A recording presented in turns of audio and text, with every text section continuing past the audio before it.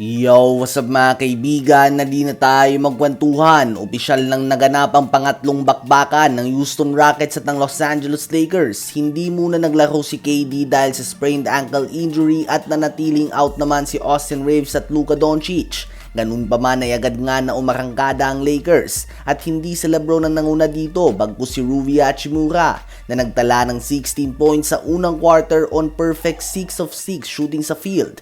Sa second quarter naman ay nagsimula na din nga si LeBron na gumawa at andun din ang kanyang anak na si Bronny.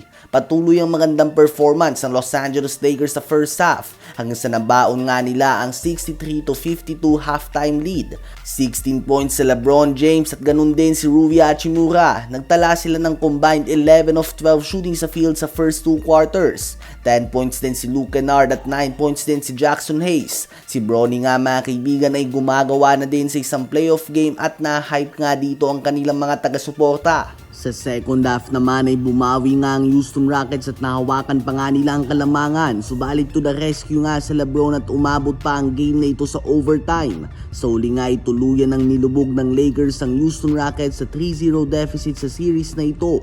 29 points, 13 rebounds, and 6 assists sa LeBron. 22 points si Rui Hachimura, 20 points, 5 rebounds, and 10 assists si Marcus Smart at 14.6 assists naman si Luke Kennard. Ngayon ay tumungo naman tayo sa Denver Nuggets. Halata nga sa unang tatlong laro ng series na ito na nahihirapan ang Denver Nuggets sa depensa ng Minnesota Timberwolves. Ngayon lang nga natin nakita si Nikola Jokic na ganito. Nagtala lamang siya ng 7 of 26 shooting sa field noong Game 3. Malaking props nga kay Rudy Gobert. Talagang pinapakita niya nga na deserve niya ang 4 na Defensive Player of the Year award na napalalunan niya.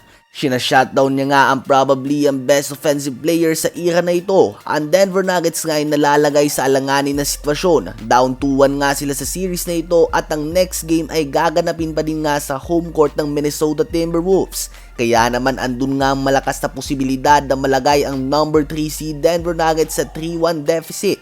Isang bagay na hindi inaasahan ng madami na mag-umpisa ang series na ito lalo na't may iniinda pa nga na injury sa tuhod ang star ng Timberwolves Anthony Edwards. Subalit sa ngayon nga ay hirap talaga si Nikola Jokic, Jamal Murray sa depensa ng Timberwolves, partikular na si Jaden McDaniels at Rudy Gobert. Hanggat hindi nga ito magagawa ng solusyon ng Nuggets ay malamang same results lang nga ang makikita natin. Sa ngayon ay kailangan nga na mag-step up na mga kakampi ni Jokic. Obvious na nga na nahihirapan sila Murray kaya naman nasa mga kakampi na nila na gumawa ng pagbabago upang magkaroon nga ng bagong resulta. Mahirap nga silang manalo kung bukod kay Murray at Jokic, ang rest ng starters ay nagtatala na lamang ng combined na 14 points.